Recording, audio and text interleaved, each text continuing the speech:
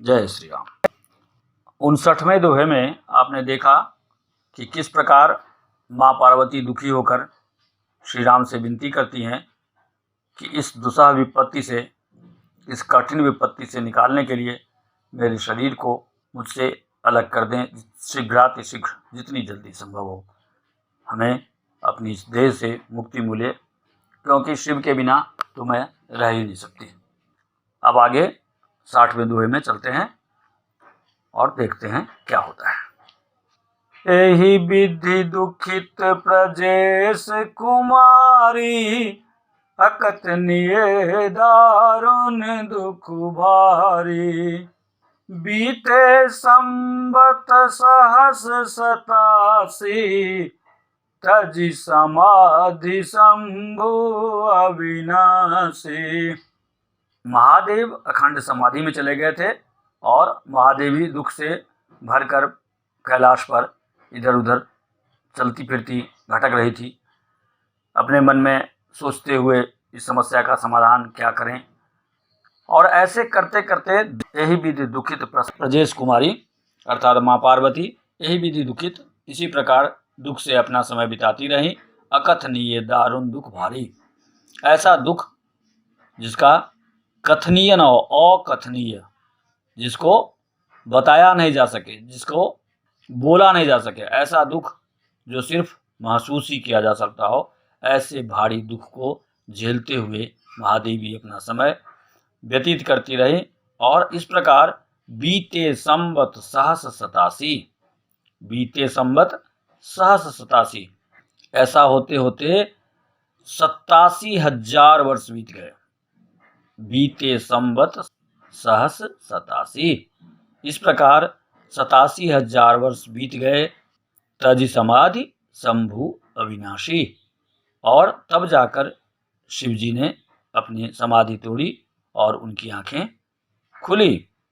राम नाम शिव सुमिरन लागे, जानेउ सती जगत पति जागे।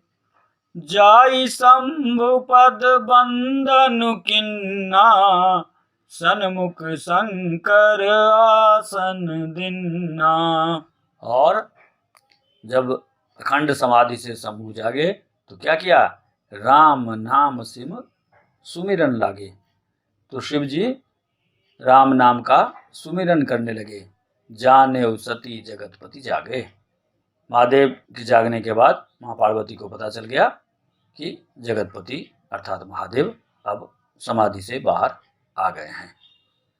जाई शंभु पद बंधनु किन्ना, अब महादेवी शंभु के पास गई और उनके पदों की वंदना की, अर्थात उन्हें प्रणाम किया। सन्मुख शंकर आसन दिन्ना, और महादेव ने भी महादेवी को आसन दिया और कहा कि बैठिए। अपने सामने आसन देकर उनको बोला, आइए महादेवी बैठिए। लगे कहन हरि कथा रसाला, दक्ष प्रजेश भय तेहि काला। देखा विधि विचार सब लायक, दक्ष किन्न प्रजापति नायक। और शिव जी समाधि से बाहर आने के बाद माँ पार्वती के साथ लगे कहन हरि कथा रसाला, हरि की रस भरी कथाएं अर्थात हरि की सुंदर सुंदर कथाएं पार्वती से कहने लगे। इसी बीच क्या हुआ? दक्ष प्रजेश भय तेहि काला, इसी बीच में दक्ष को प्रजापति बना दिया गया है ना। ब्रह्मा जी ने दक्ष प्रजेश भय तेहि काला, उसी समय में, ऐसे ही समय में राजा दक्ष को अर्थात पार्वती के पिता को राजाओं का प्रजापति बना दिया गया। देखा विधि विचार सब लायक, विधि ने अर्थात ब्रह्मा जी ने सब प्रकार से विचार किया और देखा कि राजा दक्ष प्रजापति होने लायक हैं। दक्ष किन्न प्रजापति नायक, तो उन्होंने क्या किया? उन्हें प्रजापति का, प्रजाओं का अर्थात देवताओं का नायक बना दिया। बड़े अधिकार दक्ष जब पावा, अति अभिमान हृदय तब आवा। नहीं को अस जन्मा जग माही, प्रभुता पाई जाहि मद नाही। अब जब राजा दक्ष को अर्थात माँ भवानी के पिता को बड़ा अधिकार मिल गया, बड़ अधिकार दक्ष जब पावा, जब राजा दक्ष को इतना अधिकार मिल गया, इतने पावरफुल हो गए, इतने शक्तिशाली हो गए, अति अभिमान हृदय तबावा, तो उनके हृदय में भी अभिमान आ गया, अहंकार आ गया।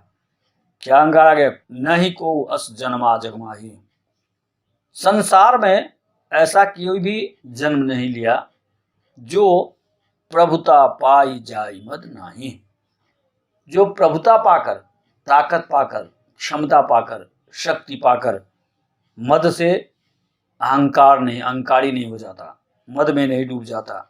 यही समय होता है जब आपको शक्ति मिलती है तो देवताओं का ये कहना है कि आप मद में न जाएं, लेकिन संसार में लगभग सबों को मद हो ही जाता है और इसी मद में उल्टे पुल्टे काम हम करने लगते हैं, विधाता हमसे उल्टे पुल्टे काम करवाना लगता है और इसी के कारण उस शक्ति का जो हमें मिला होता है उसका नाश हो जाता है। तो वही कहते हैं प्रभुता पाई जाहि मद नाही, प्रभुता पाकर इस संसार में किसको मद नहीं होता, अहंकार नहीं होता। राजा दक्ष को भी बहुत जबरदस्त अहंकार हो गया। दक्ष लिए मुनि बोली सब, करन लगे बड़ जाग, न्योते सादर सकल सुर, जे पावत मक भाग, सियावर राम जय जय राम। और इस प्रकार प्रजापति का पद पाकर राजा दक्ष ने सब मुनियों को बुलाया और क्या करने लगे? यज्ञ करने लगे। दक्ष लिए मुनि बोली सभा, करन लगे बड़ जाग, बहुत बड़ा यज्ञ का आयोजन किया राजा दक्ष ने। न्योते सादर सकल सुर, सारे देवी देवताओं को क्या किया? न्योता दिया, निमंत्रण दिया। जे पावत मगभाग, और उन्हें उनका स्थान, उचित स्थान देकर दक्ष ने सबको आदर सहित निमंत्रित कर लिया कि सभी लोग यज्ञ में शामिल हों। आज के लिए बस इतना ही। नमस्कार। जय श्री राम।